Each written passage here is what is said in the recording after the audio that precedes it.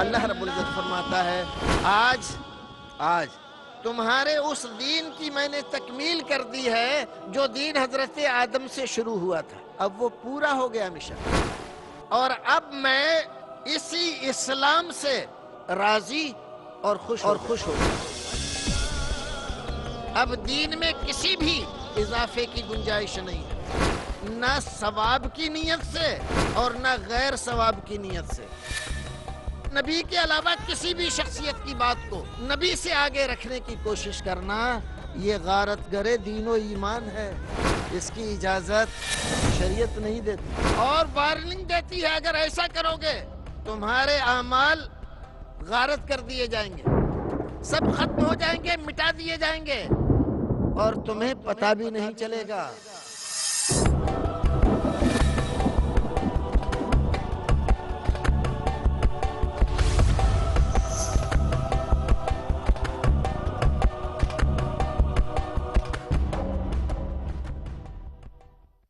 بھائیو، دین مکمل ہو گیا ہے، اس کا یہ تقاضا ہے کہ ہم جب دین مکمل ہوا اس زمانے میں جو لوگ موجود تھے ان لوگوں نے اس دین کی تکمیل کو کس اعتبار سے جانا اور سمجھا، اس کے معنی اور مطالب کو کس طرح سے سمجھ کر اس کے تقاضوں کو پورا کیا، اس پر نظر ڈالیں، اس روشنی میں ہم اور آپ بھی چلیں۔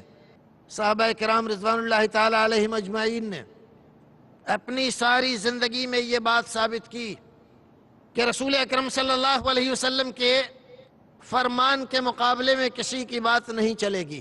بڑے بڑے اختلاف ہوئے، آپ کی اس دنیا سے رخصت کے بعد آپ دنیا سے رخصت ہوئے، ایک بڑا اختلاف پیدا ہوا، آپ کا خلیفہ کون ہوگا؟ مہاجر کہتے ہیں ہم میں سے ہوگا، انصار کہتے ہیں ہم میں سے ہوگا۔ بات یہاں تک بڑھی کہ دونوں طرف سے تلواریں نکل گئیں، معمولی مسئلہ نہیں ہے، بہت بڑا مسئلہ، تلواریں کھنچ گئیں۔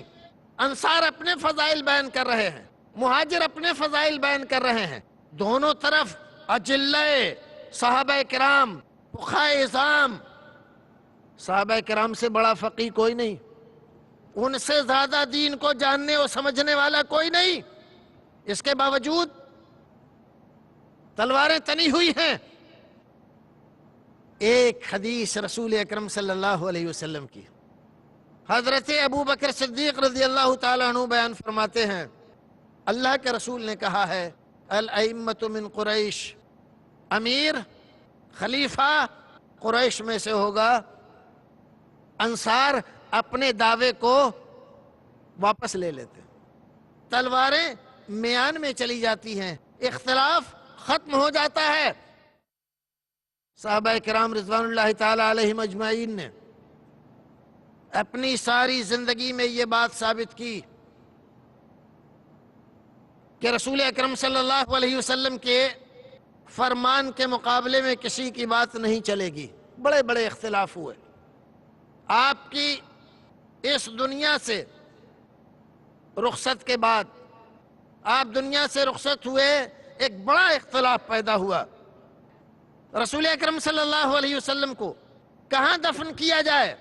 کچھ لوگ کہہ رہے ہیں مکے میں کیا جائے، آپ وہاں پیدا ہوئے تھے۔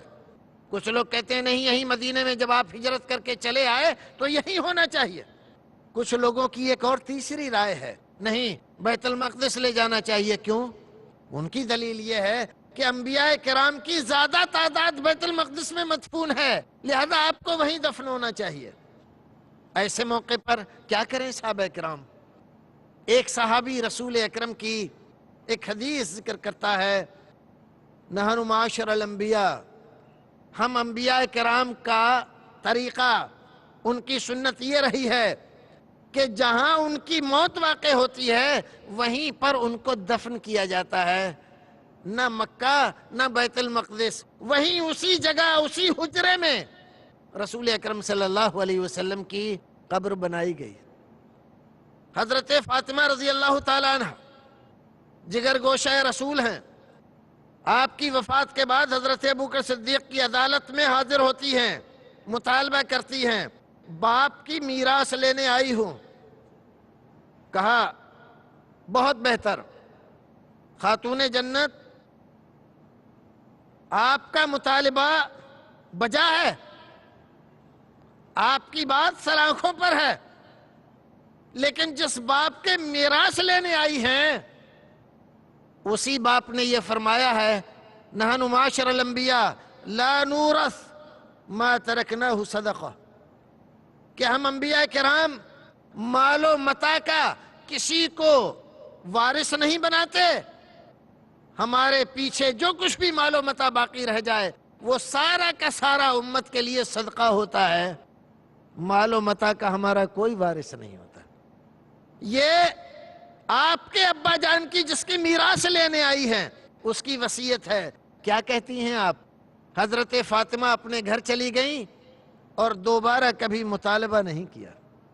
یہ 3 چیزیں میں نے آپ کو بتلائیں، اس سے کیا ظاہر ہوا کہ رسول اکرم صلی اللہ علیہ وسلم کی ہدایت آ جانے کے بعد پھر کسی کے لیے جائز نہیں رہتا کہ وہ کسی اور طرف دیکھے، کہیں اور جائے۔ حضرت ابوبکر صدیق، عمر فاروق، عثمان غنی، علی مرتضی، سعد سعید رضی اللہ تعالی عنہم اجمعین، یہ سارے کے سارے جانثاران اسلام تھے، رسول اکرم صلی اللہ علیہ وسلم کے لیے ہمیشہ قربان رہنے کے لیے تیار ہے۔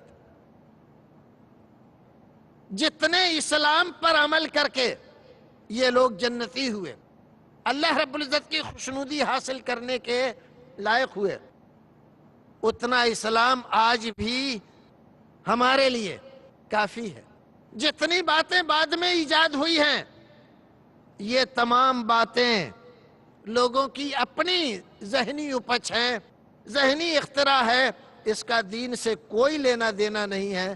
ان پر نہ عمل کرنا ضروری ہے، اور ان میں سے بہت ساری چیزیں تو ایسی ہیں کہ آدمی کو دین سے نکالنے کا باعث بن جاتی ہے۔ تکمیل دین ہم سے یہ مطالبہ کرتی ہے کہ ہم اپنی زندگیوں سے بدعات کو جدا کر دیں، منمانی ختم کر دیں، اپنی تمنا، آرزو، خواہش اس تمام کو دفن کر دیں۔ دین مکمل ہو گیا ہے، اور مکمل ہو جانے کے بعد اب دین میں کسی اضافے کی گنجائش نہیں ہے۔ دین جتنا اس زمانے میں تھا اتنا ہی آج بھی کافی ہے۔ اتنا دین جتنا صحابہ کرام نے مانا، جتنے پر وہ چلے اور جنت کے وارث ہوئے، اتنے ہی دین پر آج بھی کوئی مسلمان اگر عمل کرتا ہے حق پر ہے، جنت کا مستحق ہے، اللہ کی رضامندی اور خوشنودی حاصل کرنے کا پورا مستحق ہے، رسول اکرم کے طریقے پر چل رہا ہے۔ ہمیں اور آپ کو چاہیے کہ ہم ان لوگوں کے طریقے پر چلنے کی کوشش کریں، اور اس بات کو دل میں بٹھا لیں کہ دین مکمل ہو گیا ہے، کسی کے لیے اس میں اضافے کی گنجائش نہیں نکالی جا سکتی، اور نہ کسی کو اجازت دی جا سکتی ہے۔ جب آپ اس میں کچھ اضافہ کریں گے تو دین میں خرابی پیدا کریں گے، جو دین کو بگاڑیں گے۔ بخاری شریف کی حدیث میں رسول اکرم فرماتے ہیں قیامت کے دن وہ حوض کوثر سے دھتکار دیے جائیں گے۔ اللہ رب العزت ہمیں اور آپ کو نیک عمل کرنے کی توفیق عطا فرمائے۔ جب تک دنیا میں رکھے ایمان و سلامتی کے ساتھ رکھے، جب دنیا سے لے جائے ایمان و سلامتی کے ساتھ لے جائے۔ پروردگار رسول اکرم صلی اللہ علیہ وسلم کے اسوہ کے مطابق ہمیں زندگی گزارنے کی توفیق عطا فرمائے۔ پروردگار ہمارے دلوں کو مطمئن کر دے، اپنے نبی کی محبت سے ہمارے سینوں کو بھر دے کہ اس میں کسی دوسرے کے لیے کوئی جگہ باقی نہ رہے۔ اے پروردگار اپنے نبی کے جانثاروں صحابہ کرام کی محبت سے ہمارے سینوں کو منور فرما دے کہ ان کے نقش قدم پر چل کر ہم بھی اپنی زندگیوں کو کامیاب کریں۔ اللہ رب العزت سے ہمیشہ اسی بات کی دعا کیا کرو کہ نبی کے نقش قدم پر چلتے رہو، صحابہ کرام کے دکھائے ہوئے بتائے ہوئے راستے کے مطابق اپنے آپ کو ڈھالنے کی کوشش کرو۔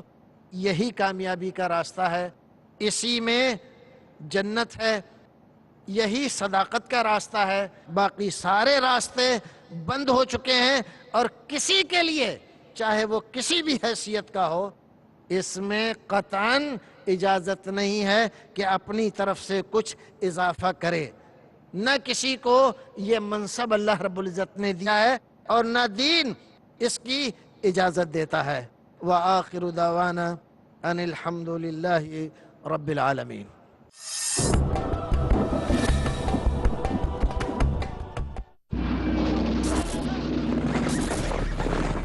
پوری دنیا اضطراب کا شکار تھی، لا قانونیت نراج سے پوری دنیا لبریز تھی۔ ایک نئی راہ، ایک نئی روشنی عطا ہوئی۔ پوری دنیا کو ضرورت تھی ہادی بشر کی، پوری دنیا کو ضرورت تھی نجات دہندہ کی۔ تو آواز گونجی، بد فعلی اور جہالت سے باہر آؤ۔ 40 سال کی جب عمر آئی تو پہاڑ کی چوٹی پر آپ کھڑے ہوئے اور لوگوں سے خطاب کیا، اے لوگو کہو کہ اللہ کے سوا کوئی عبادت کے لائق نہیں۔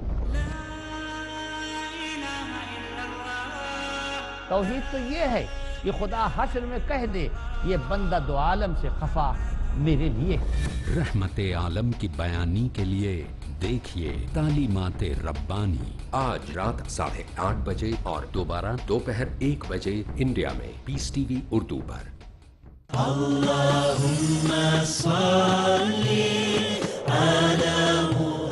احادیث نبوی صلی اللہ علیہ وسلم۔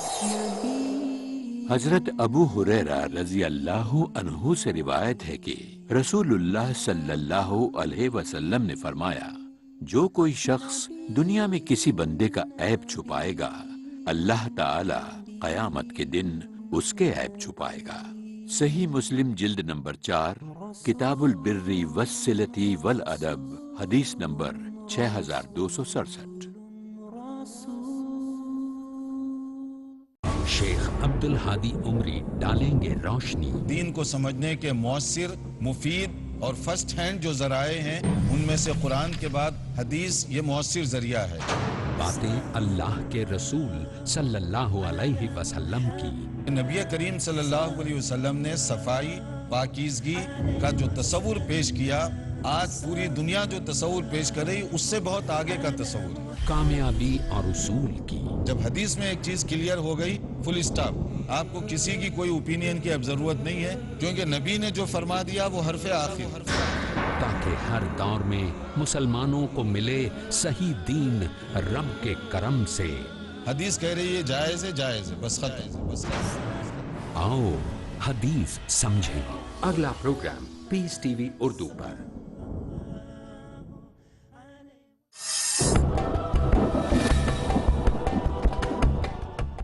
حضرات، آپ نے تکمیل دین کے موضوع پر مولانا محترم رضا اللہ عبد الکریم مدنی سے بہت کچھ سنا، اور اس سلسلے میں انہوں نے جو باتیں کہی ہیں اس سے 2 ذمہ داریاں ہماری نکھر کر سامنے آتی ہیں۔ پہلی چیز تو یہ کہ اسلام مکمل ہو گیا ہے۔ اگر ہم مسلمان ہیں تو ہمیں پورے کے پورے اسلام میں داخل ہو جانا چاہیے۔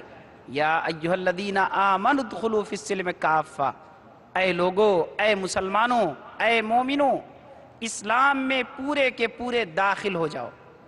اور دوسری ذمہ داری ہے کہ دنیا کے سامنے خالق کائنات کے اس مکمل نظام کو ہم اور آپ پیش کر دیں۔ آج کی یہ ضرورت ہے، اسلام کو سمجھنے اور سمجھانے کی ضرورت ہے۔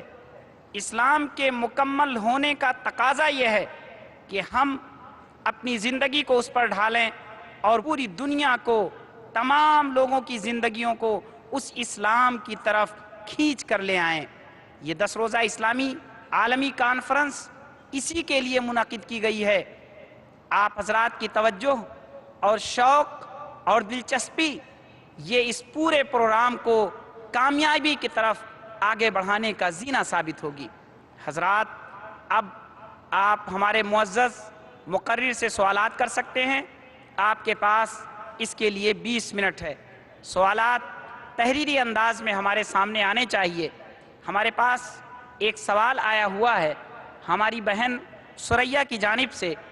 سوال یہ ہے کہ آج کے زمانے میں بہت ساری بڑی گاڑیوں کے لینے کے سلسلے میں ہمیں لون لینا پڑتا ہے اور اس کی قسطیں کافی لمبی ہوتی ہیں جس میں سود بھی ہوتا ہے، کیا ہمیں اس طرح کا کسی قسم کا کاروبار کرنے یا گاڑی لینے کی اجازت ہے یا یہ حرام ہے؟ ہم جس ملک میں رہتے ہیں اس ملک میں رہنے کی کچھ پریشانیاں ہیں۔ نظام اسلامی نہیں ہے اور سارا نظام اوپر سے لے کر نیچے تک سودی ہے۔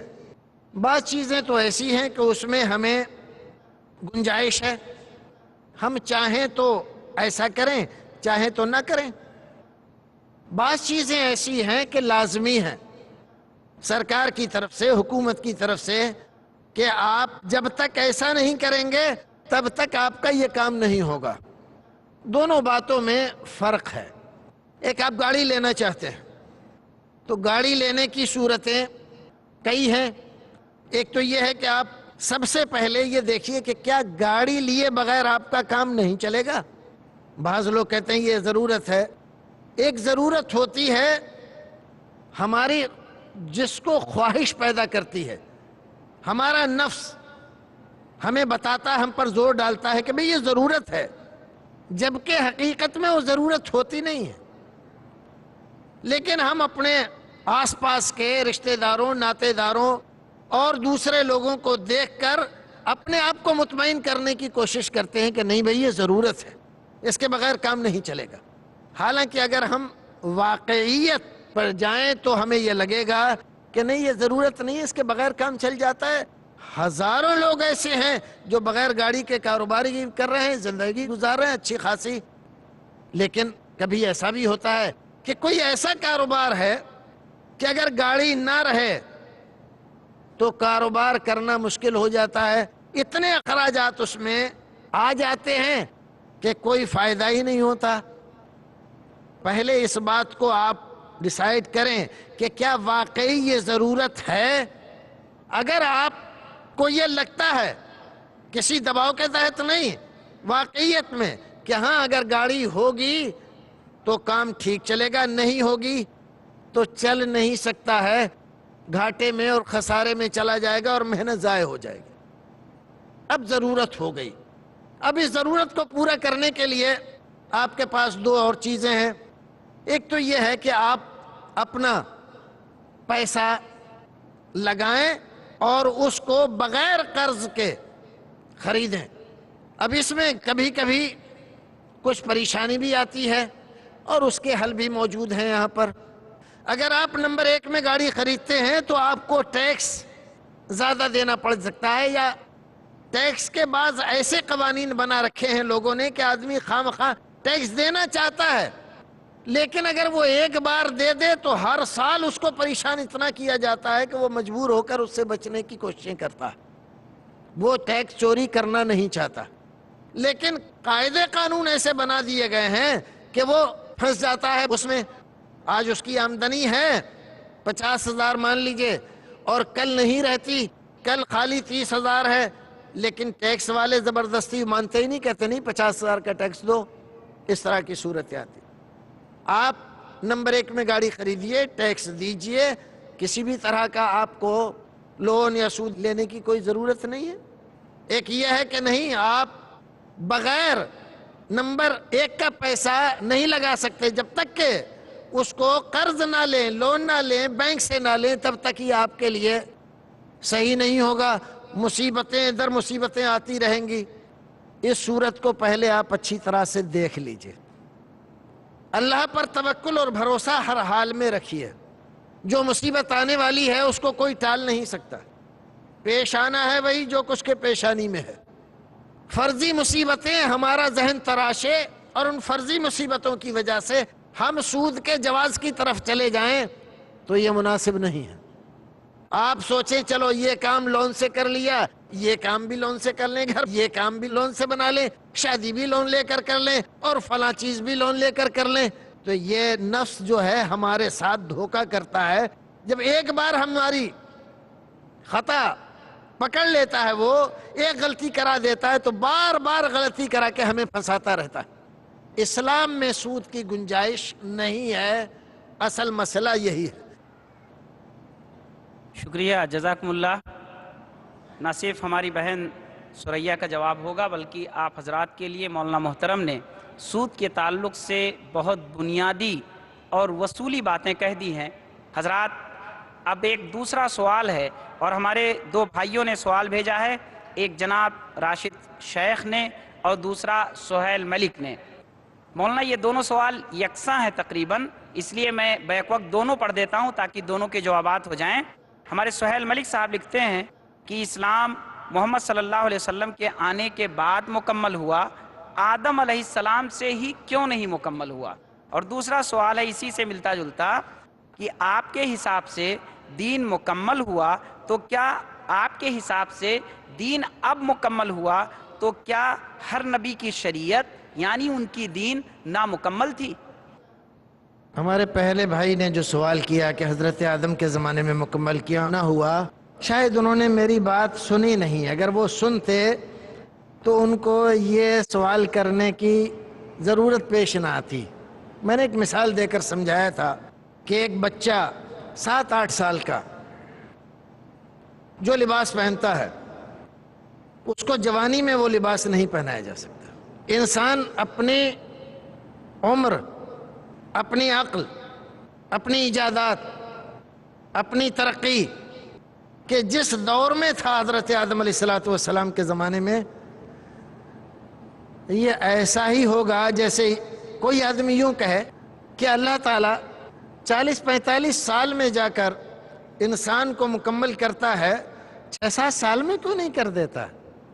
تو یہ مطالبہ جیسے بیجا ہوگا ایسے ہی یہ سوال بیجا ہوگا کہ آدم علیہ السلام کے زمانے میں دین مکمل کیوں نہیں ہوا۔ رہی دوسری بات، تو جو بات انہوں نے کہی ہے شاید وہ کہنا کچھ اور چاہتے ہیں لیکن کہہ نہیں پائے، اور ہم بھی اس کو اچھی طرح سے کہ وہ کیا کہنا چاہتے ہیں، اس کے اندر کیا ہے، وہ سمجھ نہیں پائے۔ رسول اکرم صلی اللہ علیہ وسلم کے زمانے میں حجۃ الوداع میں، جس کے بعد آپ اس دنیا میں صرف 3 مہینے کچھ دن اس دنیا میں رہے، اور اس کے بعد آپ تشریف لے گئے، دین مکمل ہو گیا۔ اللہ رب العزت نے اس بات کی گواہی دے دی، صحابہ کرام کو گواہ بنا کر اللہ کے رسول نے حجۃ الوداع میں پوچھا، الا هل بلغت؟ اے میرے صحابہ، میرے رب نے مجھے یہ ذمہ داری دی تھی کہ میں دین کی تبلیغ کر دوں، الا هل بلغت؟ کیا میں نے جو بات میرے ذمہ تھی میں نے وہ پہنچا دی؟ صحابہ کرام نے کہا بلغت وعدیت، آپ نے پوری تبلیغ کر دی اور جو ذمہ داری آپ کو سونپی گئی تھی اس کو ادا فرما دیا۔ نبی محترم نے آسمان کی طرف انگلی اٹھا کر کہا اللہم اشہد، اے اللہ تو گواہ رہنا، اے اللہ تو گواہ رہنا، یہ سارے لوگ گواہی دے رہے ہیں کہ میرے اوپر جو ذمہ داری تھی وہ میں نے پہنچا دی۔ دین وہی مکمل ہو گیا۔ آپ کے دنیا سے رخصت ہو جانے کے بعد دین میں کوئی بھی بات آپ داخل کر رہے ہیں، کسی بھی نام سے داخل کر رہے ہیں، پہلے آپ اس بات کو جو قرآن نے فیصلہ کر دی کہ دین مکمل ہو گیا ہے، آپ اس کو جھٹلا رہے ہیں۔ جو نبی نے یہ کہہ دیا کہ ہر نبی کے لیے یہ لازم ہے کہ وہ ہر وہ بات جو مفید ہے بتا دے، ہر وہ بات جو نقصان دہ ہے اس سے خبردار کر دے، اور میں نے ایسا کر دیا، آپ اس کو جھٹلا رہے۔ دین میں کسی بھی طرح کے اضافے کی گنجائش باقی نہیں ہے، اور وہ دین ہے ہی نہیں، چاہے اس پر کتنا ہی کوئی لیبل لگائے، کھوٹا سکہ کھوٹا ہی ہوتا ہے۔ سرکاری مہر جس پہ لگی رہتی ہے چاہے وہ کاغذ دیکھنے میں گھٹیا لگے، جو اس پر عبارت لکھی ہوئی ہے دیکھنے میں وہ کم درجے کی لگے، معمولی لگے، جو روشنائی اس میں استعمال کی گئی ہے چاہے وہ جاذب نظر نہ ہو، اور کوئی کھوٹا سکہ اچھے کاغذ پر، قیمتی کاغذ پر بہترین عبارتیں لکھ کر اور روشنائی بہتر سے بہتر، زیادہ سے زیادہ قیمتی لگا کر مارکیٹ میں چلانے کی کوشش کرے، کوئی حکومت، کوئی آدمی جس کو تھوڑی بھی عقل ہے، اس کھوٹے سکے کو، چاہے اس نے 1000 روپے کا نوٹ بنایا ہے، 2 پیسے میں خریدنے کے لیے تیار نہیں ہے۔ کیوں؟ اس لیے کہ اس پر سرکاری مہر نہیں۔ ایسے ہی دین کا معاملہ ہے، کوئی بھی آدمی، ساری دنیا اکٹھی ہو جائے اور کوئی مسئلہ ایجاد کرے، سنت کے نام پر، مستحب کے نام پر، مندوب کے نام پر، آداب کے نام پر، کسی بھی نام پر، وہ کچھ بھی ہو سکتا ہے، لیکن دین نہیں ہو سکتا۔ دین تو مکمل ہو گیا، جب تک رسول اکرم کی مہر اس پر نہیں ہوگی وہ دین نہیں کہلائے گا۔ دین وہی ہے جو رسول اکرم صلی اللہ علیہ وسلم نے اپنی مہر لگا کر اپنے دربار سے پاس کر کے ہمیں اور آپ کو دیا ہے، یہی دین ہے، اس کے علاوہ کوئی دین نہیں۔ وآخر دعوانا ان الحمد للہ رب العالمین۔